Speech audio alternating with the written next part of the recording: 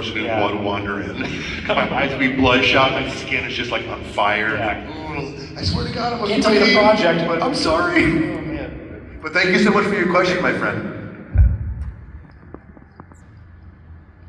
Hi Thank guys, you good so to see much. you again. It's okay, can I stand up? Is that okay? Yeah, go for it. I feel more comfortable standing. So you know how you played Jason? I do. If you could go back in time, what would you change in like a fighting scene or something? You know what I would do if I had control of the entire film that I did? What I would do, the one thing that I feel, no disrespect to anybody, because there's so many cogs in the machine working, trying to get anything over the finish line for a film, it's so hard to do.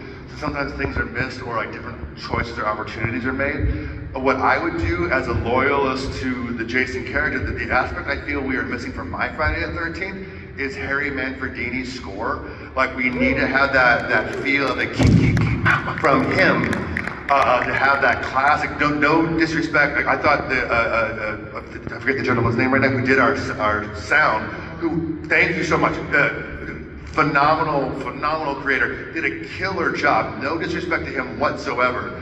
But I feel we are missing a little bit of that mythos from the Manfredini score to feel more of a Friday the 13th film, in my opinion. Thank you for your question. You're so adorable. Hi. Hello again. Good to see you. Saw you yesterday. My name is Patty, and my question for you is, you say that you're a nerd. Is there a particular project that you would love to sink your teeth in and like either direct, produce, or even help writing some of the characters, or even stunt work? That's a really good question. Like creatively, that's a lot. I would love to be a part. I'm a big D&D nerd. I would love to be a part of like a Dungeons and Dragons project, playing dead serious, not campy at all, but to do it the aspect of the game. I play 2 games a week with 2 different like groups of friends, and like I think that to me would be like really exciting. But majority of my life, I try to again pull that Hollywood curtain. Like I put things out there and it happens. An example was I did a Q&A at a show. I think it might have been a GalaxyCon or no, before GalaxyCon, where I got a question where you played so many iconic characters. What's a character that you want to play that haven't played yet? And I started talking about, I go, look, I want to play a character like Frankenstein, that's not technically Frankenstein, and I go, but I want to explore what it means to be a human and deal with an existential crisis of what it's like to be the peaks and the valleys of being a human being. And so not a month later, I get a call to meet for Swamp Thing, and it's exactly what I asked for. Not Frankenstein, I did existential crisis I was crazed for 8 months. And I go, this is what I actually asked for. So there's a couple different things that I'd like to do creatively. But again, on the production side, I do like being the actor who comes in, does my little pony trick and then leaves, rather than people. I have so many friends who are writers, producers, who are just stressed out going, how are we gonna make this work? And go, oh, this is your job. I'm gonna stay in my lane. You guys have a good time. That stress level, I don't need that. But thank you for your question. Next question. I had a question for you. So when you were doing Jason, was there a favorite kill that you did in the movie Friday the 13th? Yeah, absolutely. The one that I think I've enjoyed the most with Chewie, Aaron Yu, with the screwdriver, the very slow Saving Private Ryan kill, where it's going to, it sounds so gross out of context.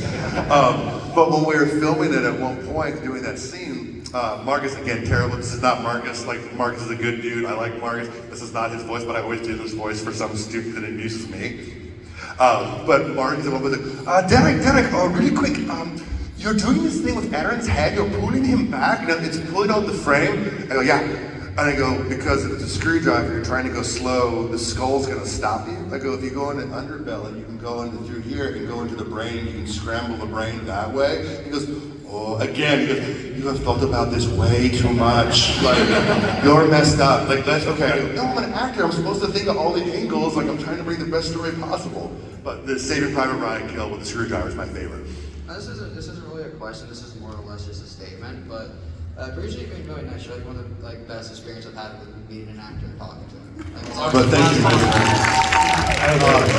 I feel my face turning incredibly red. But thank you for those kind words, man. Again, my mentality, my life philosophy is nobody is better than anybody else. We all have skills in different areas, but you respect everybody until they give you a reason not to. So when I meet people going, oh, you're just a different version of me, like different stories, even for the pros and what we perceive as pros and cons. Because we all have something we're insecure about. Either we're too tall or too short, too wide, too thin. We're very self-conscious. And myself, I went, oh, I grew up as a different kid. I grew up with alopecia, though I can grow like a goatee now, which is so weird as an adult.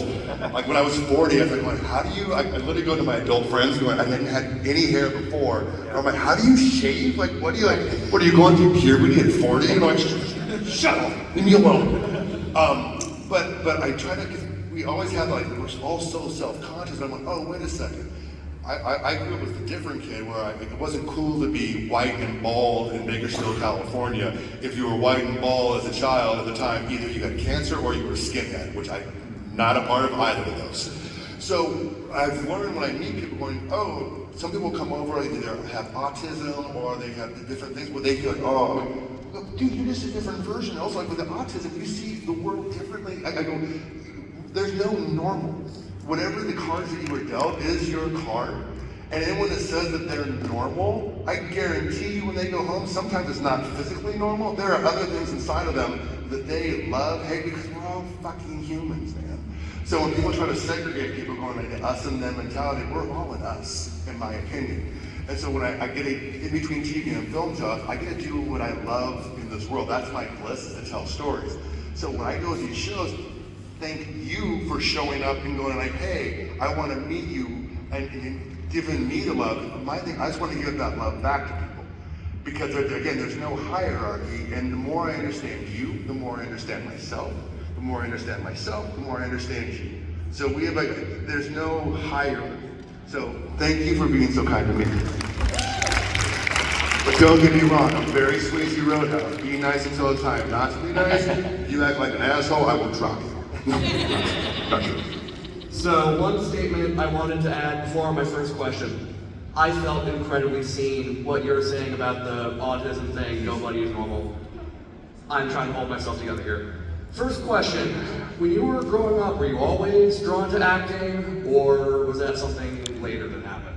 No, I grew up, I was the different kid, but also I lived 10 miles out in the dirt road away from people. I grew up on a ranch. I kind of grew up as a cowboy, and so I was always like, oh, like so my mom still integrated me. I would go like do sports, or I'd go spend the night at somebody's house.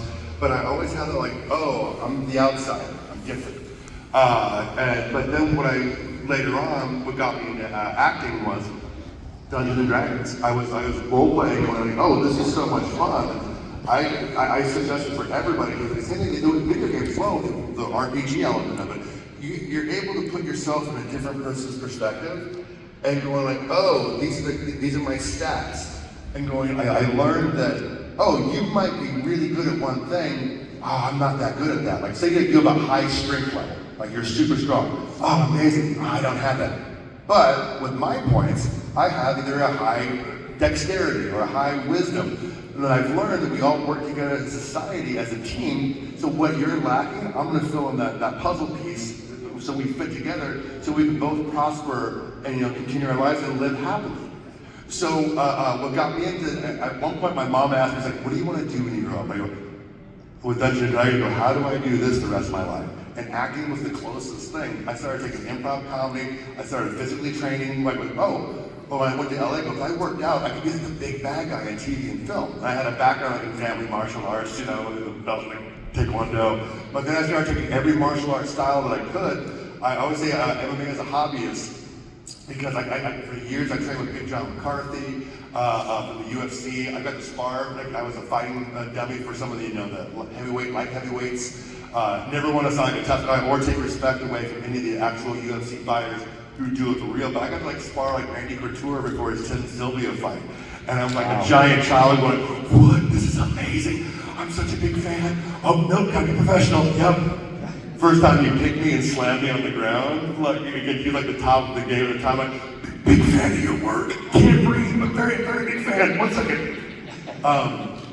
But that's basically how I got into acting. But going back to the autism and being different, when I moved to LA, the one valuable lesson that I learned was I always thought I was different.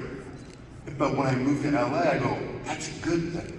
Because that's the points that I have in my own character. So what I thought was my biggest weakness turned out to be my biggest strength. So when I started working on one of my first big jobs, I got to work with the icon, legendary makeup artist, Rick Baker. And Rick Baker, I got hired for my first big Hollywood movie was Wild Wild West with Will Smith. I was a big metalhead guy, super thin, and the giant spider, and I fight Will. So Rick Baker would then call up, hey man, do you want to work on Men in Black 2? Hey, do you want to come in and work on a Haunted Mansion? Hey, my friend Wes Craven wants to meet you. I'm like, what? And so I met Wes Craven, and Wes Craven was like, so Rick says that you're the guy. And I go, I don't know what that means, but I'm very happy to be here. But because working with Wes, then I met Greg Nicotero for The Walking Dead. And so it's just this crazy journey that I don't know how I got here. But going back to the being different, at one point I asked Rick, I go, Rick, why do you keep using me?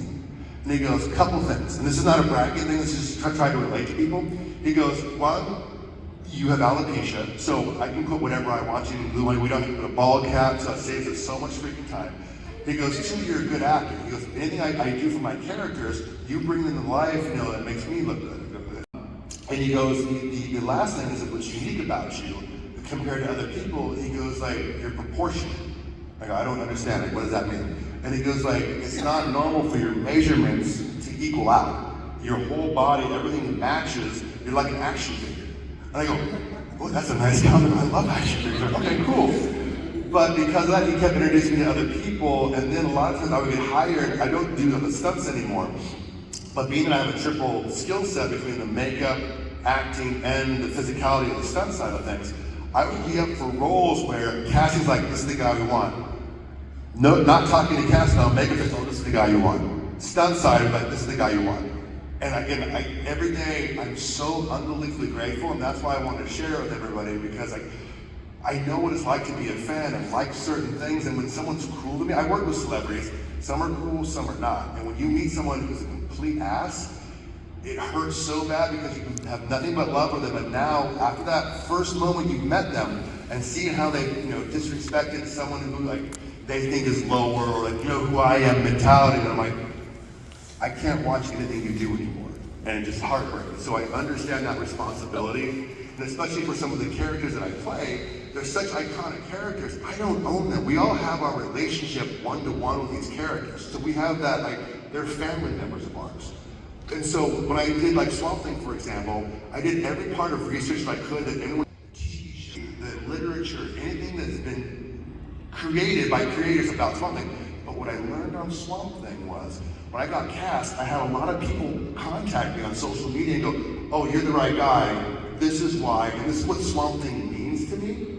So people would tell me what Swamp Thing meant to them, and I went, oh my God, all these years, the one element that I've mistaken, I've overlooked is that own personal relationship. So I'm a guest in somebody else's dreams. And if I don't do the best job possible, or that expectation that you have that ties your personal relationship, it's disrespecting that relationship. So I have to make sure that I, as an actor, do what I think is completely right, and not just go, hey, you know what? I know it's an iconic character. I did my own thing. I didn't do any of the research or did any of the hard work for it. I just went and did my own shit. That's disrespectful, man. We all love the character. We brought these different characters and these IPs and these franchises because of us and our own personal relationship with it. And you have to honor that, in my opinion. All right, we are currently out of time. Thank you guys so much. I'm Marlon. I'm so No, sorry. you're fine. That's great.